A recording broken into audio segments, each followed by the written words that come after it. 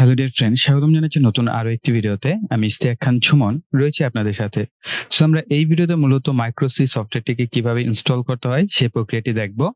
So আমার কাছে MikroC দুটি সফটওয়্যার আছে। একটি হচ্ছে MikroC 7 পয়েন্ট ভার্সন আর একটা হচ্ছে 5 পয়েন্টের। সো দুইটা সফটওয়্যারের ভিতরে দুইটাই প্রায় সিমিলার। সো আপনার যেটা মনে হয় আপনি সেটা ইনস্টল করতে পারেন, কিন্তু প্রক্রিয়া অনেকটা সিমিলার টাইপ। সো আমরা MikroC 5 এটা আমি নরমালি ব্যবহার করি। সো আপনারা জাস্ট এই সফটওয়্যারটির উপর মাউসের রাইট বাটন সিলেক্ট করে এক্সটেন্ড টু MikroC এই জায়গাটায় সিলেক্ট করবেন। তাহলে দেখবেন নতুন একটা ফোল্ডারের ভিতরে আপনার সফটওয়্যারটা চলে আসবে এবং এখানে দেখতে পাচ্ছেন আরো দুইটা ফাইল আছে। এগুলো হচ্ছে আমাদের licence file. So licence file active করার পূর্বে একটা কাজ করতে হবে, সেটা হচ্ছে আপনার এখান থেকে এই সার্চ আইকনে চলে যাবেন। এখানে এসে লিখবেন Windows defender. So Windows by Windows security বা উইন্ডোজ ডিফেন্ডার যে কোনো একটা গেলেই হবে।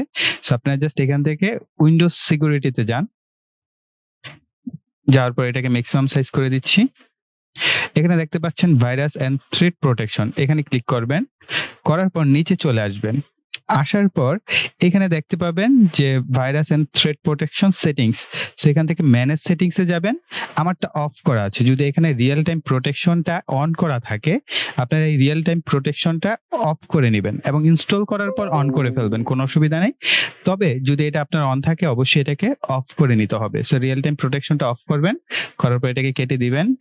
দেওয়ার পর হচ্ছে আপনার এইখান থেকে MikroC ফর পিক এই ফাইলটাকেও আপনারা ঠিক সিমিলার ভাবে এক্সটেন্ড টু MikroC পিক ফোল্ডারে আনজিপ করবেন। আনজিপ করার পর অবশ্যই আপনার ফাইলটা যদি এরকম জিপ অবস্থায় না আসে, তাহলে অবশ্যই উইনরান নামক একটি সফটওয়্যার আছে। এই সফটওয়্যারটি আপনার পিসিতে আগে ইনস্টল করে নিতে হবে, দেন এটাকে আনজিপ করতে হবে। ওকে, সো আমরা জাস্ট এখানে প্রথম হচ্ছে আমাদের MikroC পিক 2011 ভার্সন 5.40। সো আমরা এটাকে ওপেন করব, দেন এখানে ডাবল ক্লিক করব মাউসে।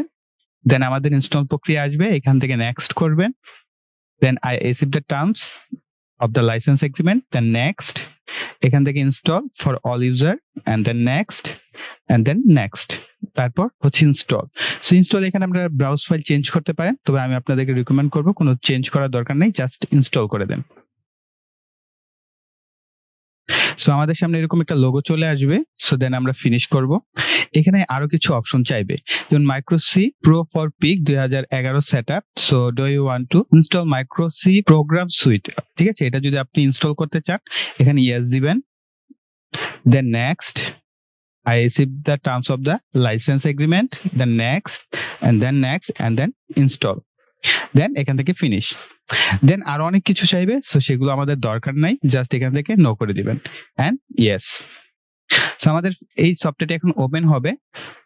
সো ওপেন হয়ে গেছে। যদি এরকম ওপেন হতে কোনো সমস্যা করে বা আপনার ফাইলটা যদি কাজ না করে, আপনার দেখা গেল যে প্রোগ্রামটা রাখলেন সেই প্রোগ্রামটা কাজ না করে, তখন আপনার আরেকটা কাজ করতে হবে।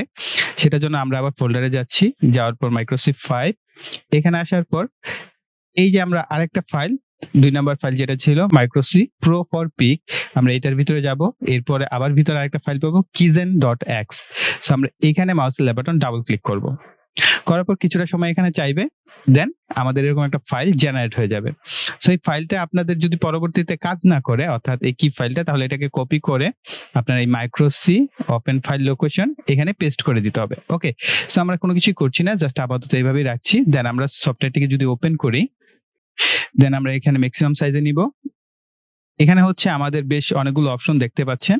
সো আমাদের এখানে যে কাজটা করতে হবে, ফাইলে যেতে হবে, ফাইল থেকে নিউ থেকে নিউ প্রজেক্টে সিলেক্ট করতে হবে। করার পর এখানে welcome to new project wizard, এখানে আপনার নেক্সট করে দিতে হবে, জাস্ট নেক্সট। এবং এখানে হচ্ছে আপনার প্রজেক্টের নামটা দিবেন। সাপোজ আমরা দিচ্ছি ফার্স্ট প্রজেক্ট। আপনার প্রজেক্টের যে নাম হয় অবশ্যই এখানে লিখবেন। লেখার পর আপনার এই প্রজেক্ট ফোল্ডারটা কোথায় রাখতে চাচ্ছেন সেটা চাইলে সিলেক্ট করে দিতে পারেন।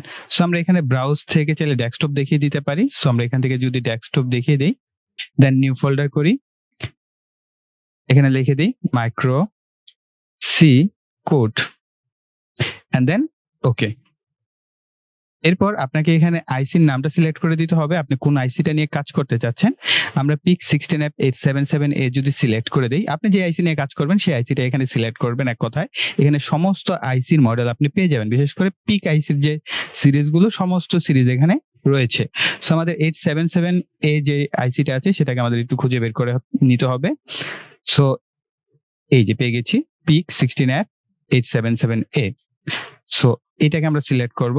করার পর আমাদের এখানে 20 মেগাহার্টজ ক্রিস্টাল নিয়ে কাজ করব। ক্রিস্টালের মানটা এখানে লিখে দিতে হবে।